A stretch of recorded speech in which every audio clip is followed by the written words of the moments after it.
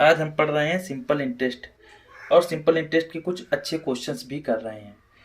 तो बात करते हैं क्वेश्चन की। तो हम पहले तो आपको बेसिक बताएंगे, फिर इसके कितने मेथड होते हैं सॉल्व के और एग्जाम बेसिस पर इसको कैसे करना है सब बताते हैं आज। तो देखिए क्वेश्चन दिया गया है 1500 रुपये का 6% वार्षिक ब्याज की दर से 10 वर्ष का ब्याज उतना ही है जितना 5% वार्षिक दर से 3000 रुपये का।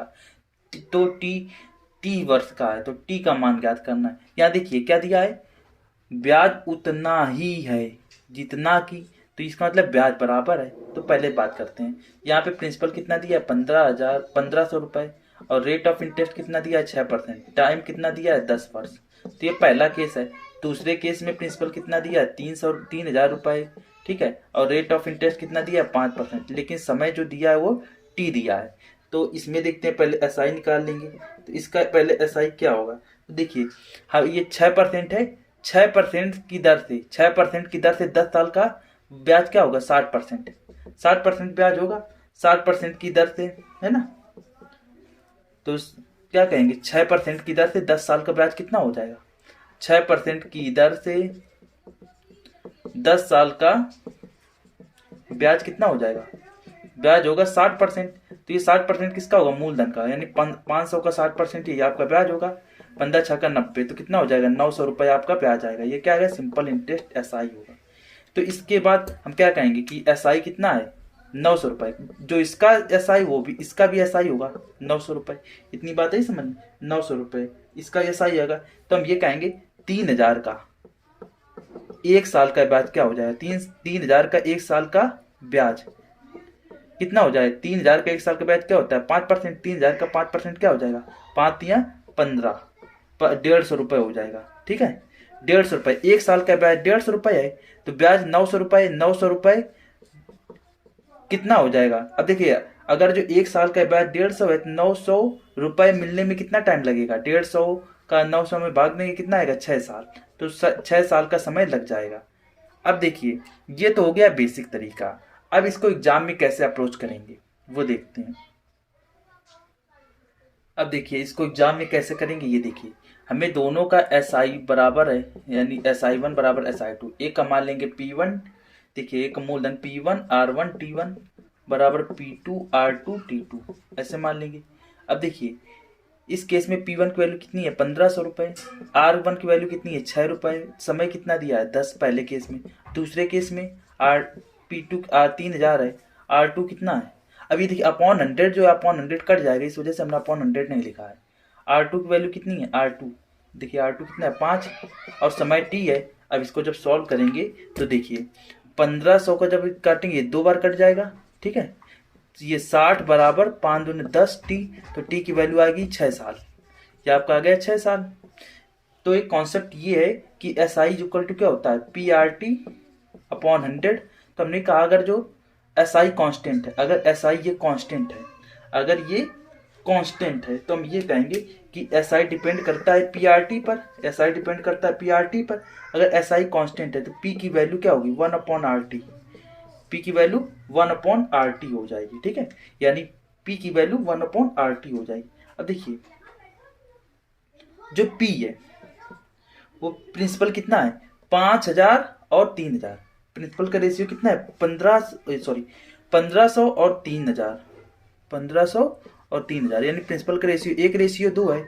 तो हम कहेंगे कि RT का रेशियो कितना हो जाएगा, RT का जो रेशियो हो जाएगा वो उल्टा हो जाएगा, ठीक है, 2:1 हो जाएगा, ठीक है, 2:1।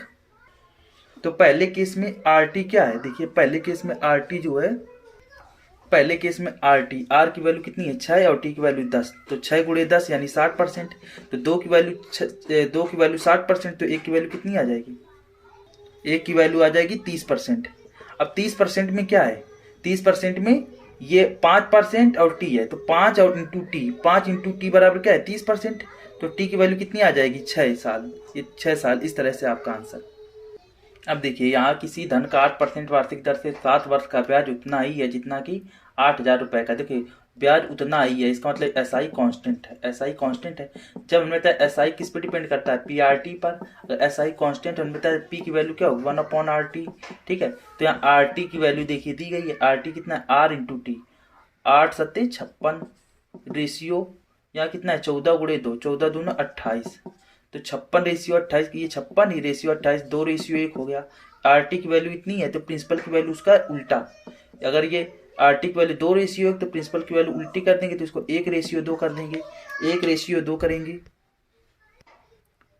तो पहले केस में आप जितना उतना 8,000 रुपये का है, तो इसका मतलब दूसरे केस में 8,000 रुपये है प्रिंसिपल। तो 14 साल 2% की दर से, अभी 2% की दर से कितना हो जाएगा, यहाँ 8,000 रुपये है तो यहाँ हो जाएगा 4,000 रुपये, ये आपका आंसर आ जाएगा। ठीक है, तो यहाँ जो 8% की दर जो है उसका प्रिंसिपल कितना हो जाएगा 4,000 रुपये, किसी धन का पूछ रहा था। ठीक है, तो ये आंसर आ जाएगा, किसी ने किस होगा, किस धन का। ठीक है, तो ये आंसर। अब देखिए नेक्स्ट टाइप का क्वेश्चन लेते हैं। कोई धन 3 साल में 1,062 हो जाता है तो और 5 साल में 1,170 रुपये हो जाता है, तो मूलधन और ब्याज की दर ज्ञात करना है। तो इस केस में देखिए कोई धन हो जाता है, यानी ये क्या दिया है, ये दिया है अमाउंट, ये भी अमाउंट दिया है। तो पहले तो प्रिंसिपल सेम रहेगा प्लस 3 साल का इंटरेस्ट, 3 साल का इंटरेस्ट कितना है 1,062, और प्रिंसिपल अगर सेम है तो 3 साल का, यहाँ 5 साल का इंटरेस्ट कितना हो जाएगा, देखिए यहाँ पर P + SI 5 बराबर कितना हो जाएगा, 5 साल का इंटरेस्ट कितना दिया 1,170 रुपये।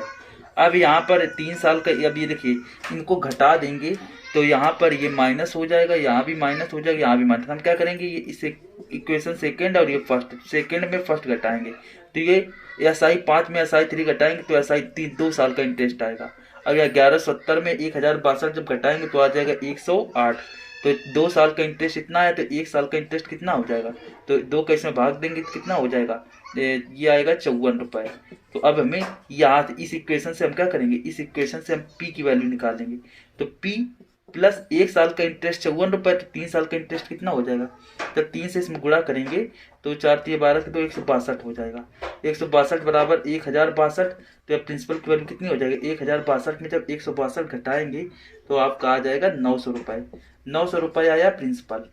ठीक है, अब इंटरेस्ट क्या होता है, इंटरेस्ट जो होता है 100 रुपये पर 1 साल का जो ब्याज होता है वो इंटरेस्ट होता है। तो जो रेट होता है वो क्या होता है, तो 1 साल का 1 ईयर का SI/P × 100, ये याद कर लेना। तो 1 साल का इंटरेस्ट कितना है 54 बटे P की वैल्यू यानी प्रिंसिपल की वैल्यू 900 × 100 करेंगे तो ये आपका आ जाएगा 9 × 6 = 54, 6% आ जाएगा रेट ऑफ इंटरेस्ट, 6% वार्षिक। अब लेते हैं नेक्स्ट क्वेश्चन। यहाँ दिया है कोई धन 2 साल में 756 रुपये हो जाता है, यानी P + 2 साल का इंटरेस्ट बराबर 756 रुपये, और 3 साल में इतना रुपये हो जाए 3.5 साल में, यानी P प्लस मूलधन प्लस 3 साल का इंटरेस्ट कितना हो जाएगा, ये हो जाएगा 798 रुपये। अब इसमें ये इक्वेशन, 2 इक्वेशन, फर्स्ट 2 में 1 घटाएंगे तो ऐसा, ये 3.5 में 2 घटाएंगे तो आएगा 1.5 साल, 1.5 साल में अब 798 में जब 756 घटाएंगे तो ये आपका आएगा 42।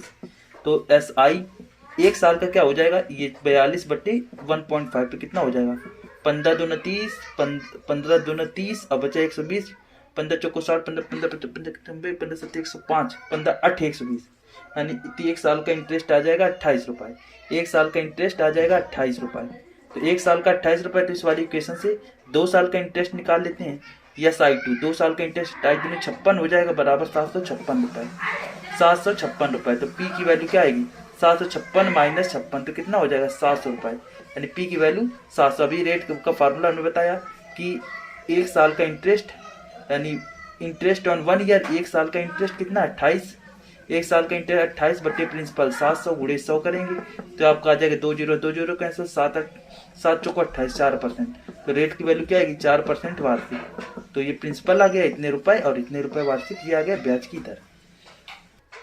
अब लेते हैं नेक्स्ट टाइप के क्वेश्चन। यहाँ पर दिया है 400 रुपए की राशि 4 वर्षों में 480 रुपए हो जाती है, यदि ब्याज की दर 2% बढ़ा दी जाए तो यह कितनी हो जाएगी। तो सबसे पहले हम इसको बेसिक से बताते हैं, फिर इसको बताते हैं कि एग्जाम में कैसे करना है। तो देखिए पहले तो मूलधन कितना दिया है 400 रुपये दिया है, ठीक है, मूलधन 400 रुपये दिया है। अब इतने रुपए हो जाता है यानी अमाउंट दिया है 480 रुपये में से धन 480। अब यहाँ इनका अंतर कितना है, जो अमाउंट माइनस प्रिंसिपल होता है, क्या होता है एसआई। कितना हो 480 माइनस 400 कितना हो जाएगा, 80 रुपये का अंतर है। और समय कितना दिया है, 4 साल। तो हम ये कहेंगे कि 400 रुपये की राशि 480 हो जाती है, यानी ये आपका पी है और ये ई है। इसका मतलब जो ये कितने वर्ष में है, 4 वर्ष में। तो 4 वर्ष में आपको ब्याज कितना मिल रहा है, जो ब्याज है वो कितना है, 80 रुपये। तो 4 साल का ब्याज क्या है, 4 साल का ब्याज 80 रुपये है। तो 1 साल का ब्याज क्या हो जाएगा, 1 साल का ब्याज कितना हो जाएगा, 80/4 यानी 20 रुपये हो जाएगा। तो रेट ऑफ इंटरेस्ट क्या होता है, 1 साल का ब्याज बट्टे मूलधन 400 गुणे 100। तो ये आपका कितना हो जाएगा, ये आपका आएगा 5%। अब क्वेश्चन में कह रहा है कि अगर ब्याज की दर 2% बढ़ा दी गई तो अब बढ़ी हुई रेट क्या हो जाएगी, यानी 5% प्लस 2% कितना हो जाएगा, 7%। तो अब हम ये कहेंगे कि जो मूलधन है 400 का अब 7% करेंगे तो अब ब्याज कितना मिलेगा, 28 रुपये। अब 4 साल, ये तो 1 साल का ब्याज है, 1 साल का ब्याज 28 रुपये है।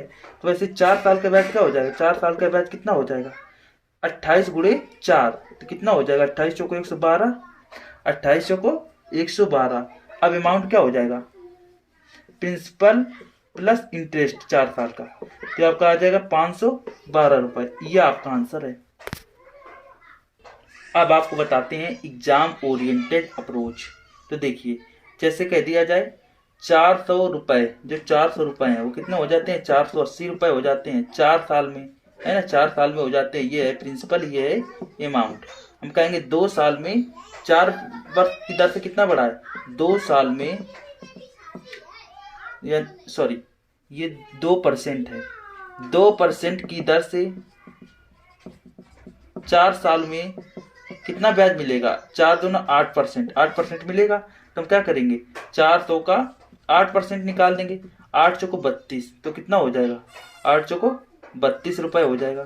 तो यानी 480 ये अमाउंट में ही जुड़ जाएगा, यानी 480 प्लस 32 रुपये जुड़ जाएगा।